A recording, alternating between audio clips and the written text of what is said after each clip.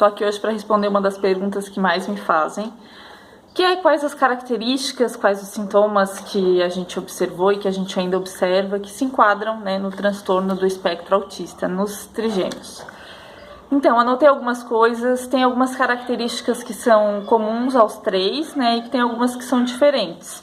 E isso é bem importante ressaltar, porque por mais que eu diga quais são as características dos meus filhos, ou que vocês encontrem uma outra mãe, um outro autista, é meio complicada essa questão da comparação, porque no autismo a gente tem uma variedade imensa de características. Então, assim, tem algumas características comuns, que é o que faz com que a criança ou adulto se enquadre, né, no diagnóstico, mas tem uma variedade infinita de outras características que diferem entre um e outro. Por exemplo, a fala, que é uma das coisas que as pessoas mais observam. Então, tem vários autistas que não falam, ou que falam pouco, ou que nessa primeira infância demoram a falar, o que é o nosso caso aqui em casa. Mas tem aquela criança que com 3 anos ela fala português, fala inglês, com 4 anos ela aprendeu a ler sozinha, que pode também se enquadrar no espectro autista por causa de outras características. Depois a gente fala um pouquinho mais disso. Então, aqui em casa, a Melina já tinha as características no primeiro ano de vida. Ela era um bebê que não gostava de colo, que não tinha muito contato visual, que atendia pouco pelo nome, que sorria muito pouco, tinha muito pouco interesse em interação social. Ela não gostava mesmo que os irmãos ficassem por perto, que encostassem nela. E a gente percebia que ela gostava, mas não era igual os irmãos dela, não era igual o Benjamin e a Melina, era menos, assim. Ela gostava de ficar no cantinho dela, no tempo dela, brincando com o brinquedo dela, não gostava de colo, enfim. E os meninos não, eles vinham desenvolvendo normal, e com 1 ano e 3 meses a gente imagina hoje, olhando para trás, que eles começaram a regredir e a não evoluir em outras coisas que se esperava, né, que eles evoluíssem, que eles desenvolvessem. Então, assim, a questão da fala, com 1 ano e meio que foi onde emergiu mesmo essa dúvida, a gente percebeu que nenhum dos 3 falava nenhuma palavra. Hoje o Benjamin fala algumas palavras, ele fala os números, ele fala achou, mas essa fala do autista, principalmente nesses primeiros anos, a gente observa que é um vocabulário aleatório, assim, ele não usa as palavras para se comunicar, então não é para chamar, não é para pedir, ele simplesmente repete coisas que ele escuta, né? A maioria. Então, aqui teve a questão da fala. E o Benjamin hoje ele é assim, hoje ele é um papagaio, ele repete algumas coisas, mas nunca, nenhum dos 3 chamou mamãe, papai, enfim. Não apontam, não gesticulam, então no autismo não é a questão da fala, mas é a questão da comunicação, de usar ou a voz ou gestos para se comunicar com outras pessoas, para passar uma mensagem, para pedir alguma coisa. Então eles não apontam, eles não fazem assim, chamando. Hoje, com 2 anos, que eles esticam os 2 braços para pedir colo, mas a gente nota isso antes de 1 aninho. Um bebê já faz isso, né?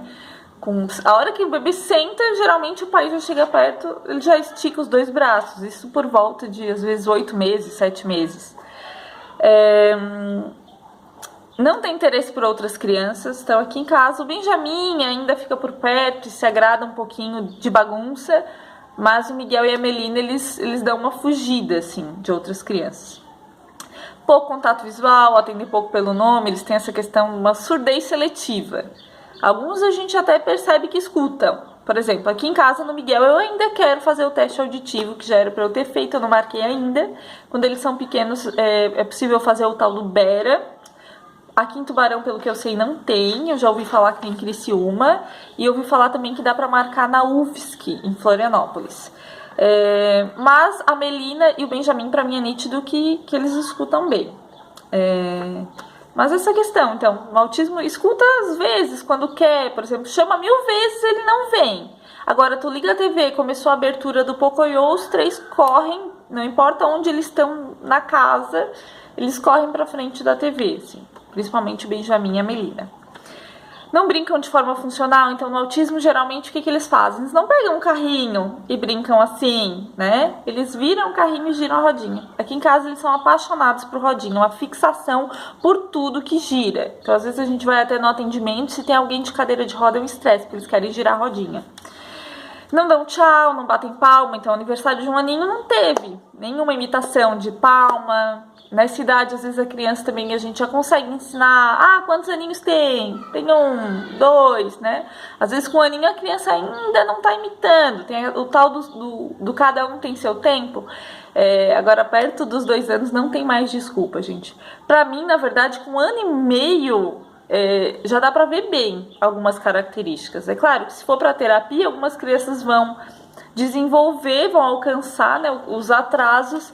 Agora com 1 ano e meio já dá para ver bem algumas diferenças no comportamento. Então aqui em casa, assim, basicamente era isso.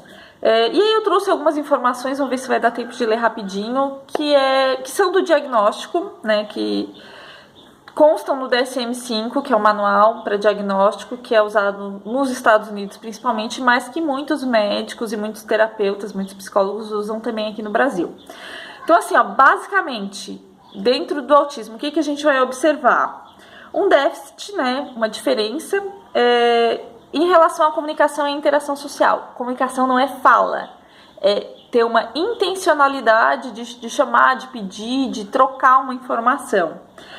Essa questão da troca emocional, social, do interesse pelo outro, do perceber que o outro tá triste, que tá feliz, de a gente sorrir e a criança sorrir de novo como resposta.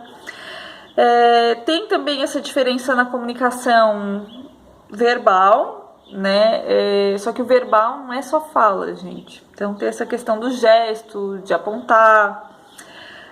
Tem uma diferença no desenvolvimento, né, em relação a manter relacionamento, a ajustar comportamento. A questão dos gestos sociais também é observado para a questão do diagnóstico. Então, mandar beijo, dar tchau, né? A maioria das crianças que se enquadram no transtorno, elas têm dificuldade ou não apresentam isso. A dificuldade de percepção, a expressão facial deles é um pouquinho, não é que eles são apáticos, até algumas pessoas têm essa ideia errada, o autista não demonstra emoção, demonstra, aqui em casa particularmente eles são muito felizes, só que é uma emoção que às vezes não tem sentido, às vezes eles riem por causa de nada, assim, não tem uma explicação, é algo que é diferente. Não tem essa questão do compartilhar a atenção, então às vezes eu vou apontar para algum lugar, olha lá. No autismo, eles vão demorar ou tem que ser muito trabalhado para eles já responderem. Às vezes uma criança de 1 ano, tu já esticou o braço, ela vai olhar em direção ao que tu tá apontando. Se brincar imaginativo, isso se vê principalmente ali perto dos 3 anos em diante, até com 2 anos não dá para observar muito. Mas essa questão do carrinho, do encaixar a peça, então assim, hoje a gente tem esses brinquedos de encaixar, para eles encaixarem a gente tem que estar do lado, apontando, batendo palma, porque a tendência natural deles é pegar a peça e ficar só chupando, mordendo, botando na boca, sabe? É muito semelhante ainda a um bebê. Tem esses padrões de comportamento diferentes, eles têm um padrão de interesse restrito, repetitivo, então aqui em casa pega muito essa questão da roda, mas em cada autista isso pode se apresentar de forma diferente. A maioria deles tem movimentos restritos, estereotipados, então tem a questão do flapping, né, de balançar o braço. Aqui em casa a gente nota que em relação à estereotipia que eles gostam muito de ficar girando. A questão da ecolalia, de repetir 1000 vezes uma palavra, então Benjamin tem muito isso com os números, ele sai andando pela casa 1, 2, 3, 1, 2, 3, 1, 2, 3 e fica naquilo ali um tempão e não tem propósito, sabe? Não tem um foco. Às vezes eles têm uma insistência, essa questão da rotina, assim que eles se acostumam com a coisa de um jeito, de uma forma, eles têm dificuldade de flexibilizar. Quando eles cismam com uma coisa, então assim, geralmente o autista ele tem fixação por algo, não quer dizer que ele é especialista naquilo, mas alguns gostam muito de carrinho, alguns gostam muito de dinossauro, tem criança que tem fixação por uma cor, tem criança que eles têm até uma questão, a maioria deles, não é todos, tem, como é que se chama? Fugiu a palavra, mas a questão sensorial, os sentidos deles funcionam de forma diferente, então algumas crianças estranham alimentos, aqui em casa eles estranham mais frutas, assim, então principalmente a textura da maçã, da melancia, eles não aceitam de jeito nenhum, mas tem criança que chega ao ponto de só aceitar a comida verde, por exemplo, que tem uma fixação por determinada cor. Eles têm uma hiper ou hipo resposta a estímulos sensoriais. Então tem criança que é muito sensível a barulho e tem criança que tu pode ligar o liquidificador, batedeira, que para ela parece que aquilo ali não é nada, sabe? Então, tem esses sintomas, né? Eles têm que estar presentes no período de desenvolvimento precoce, mas podem não aparecer completamente, até que exista uma demanda social. Então, até tem uma briga muito grande de opiniões em relação à indicação de alguns médicos para colocar a criança na creche, quando ela apresenta algumas características. Então, tem pais que acham isso absurdo, porque é melhor investir só em terapia, deixar a criança em casa, e tem outros que não. Eu, particularmente, acho importante a escolinha, acho importante a interação social, até porque algumas dessas características só vão se mostrar nesse ambiente. E a questão do convívio, quanto antes a criança começar a ser adaptada, acostumada a um certo movimento, um certo barulho, você pode ter alguns cuidados de escolher uma escola menor, que tenha menos crianças na sala, colocar meio período, de repente coloca meio período de segunda a sexta, mas terça e quinta ele vai para terapia, então começa com 3 dias. Mas eu particularmente acho bem importante, a minha opinião é que é importante. Os sintomas, eles causam prejuízo social, então, na verdade, até esse atraso, muitas vezes, de aprendizado, é porque eles não têm interesse, não é porque eles não podem aprender. Mas aí que entra a terapia. Na terapia a gente vai trabalhar em cima de algo que ele tem interesse, principalmente na aba, que é o que eu mais falo, porque eu particularmente estou estudando isso, estou apaixonada.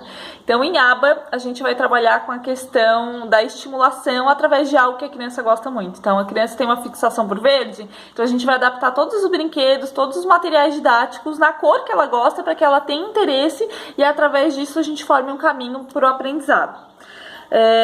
Tem prejuízo ocupacional, né? Então, sintomas causam prejuízo social, ocupacional ou em outra área importante do funcionamento de forma significativa. Alguns têm deficiência intelectual, outros não. Então, de 40% a 60% hoje se fala nas pesquisas que tem um nível de deficiência intelectual, mas algumas crianças podem ser que apresentem uma deficiência intelectual muito forte em determinada área, mas em outra consiga superar ou se acentuar. É bem importante investigar quais são as potencialidades da criança, no que ela se interessa, no que ela se desenvolve muito bem e focar nisso, né? E nas outras áreas, claro, trabalhar também, mas eu percebo que quando a gente foca muito no que eles não fazem ou no que talvez eles nunca vão conseguir fazer, parece que isso causa uma tristeza muito grande na gente, por causa das nossas expectativas. Mas a gente precisa ir oferecendo estímulos e informações para observar o que eles conseguem se engajar e conseguir focar nisso e produzir bons resultados. Alguns têm distúrbio de linguagem, então em média 30% apontam nas pesquisas que são não verbais. Então são crianças que não falam, que têm muita dificuldade de se comunicar através de gestos ou de figuras. E algumas apresentam comorbidades, até uma das dificuldades também para diagnóstico, que algumas crianças não têm só o transtorno do espectro autista, mas às vezes tem uma outra síndrome junto, que acaba misturando sintomas e dificultando. Então hoje, no Brasil, o diagnóstico acontece na faixa de 6, 8 anos, e isso é tarde. Isso é muito tarde. A intervenção com 1 ano e meio já se pode começar, né? As terapias. Então, não sei se é autista ou se não é, mas tem dificuldade nessa área. Então, vai para a terapia, trabalha essas áreas. E com as terapias a partir de 1 ano e meio, com 2 anos, 3 anos, 3 anos, assim é o máximo, eu acredito, é o que trabalham no Brasil. Nos Estados Unidos tem diagnóstico antes, mas com 3 anos já é bem possível especificar o diagnóstico. Então, às vezes causa confusão, por exemplo, com TDAH, mas o TDAH mais específico, eu percebo que o TDAH ele fica mais claro, né, hoje estudando, quando a criança entra no período de alfabetização. Porque, gente, é normal uma criança ser agitada, né? É normal.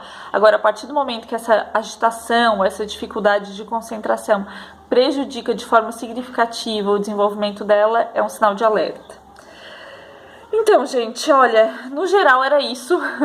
Se vocês tiverem mais dúvidas, vocês podem estar mandando, mas tentei aqui passar no começo do vídeo um pouquinho das características dos meus filhos e depois passar um pouquinho das informações também que constam no DSM para diagnóstico. Espero ter ajudado e vamos continuando na luta enquanto isso, né, gente? Um abraço. Tchau.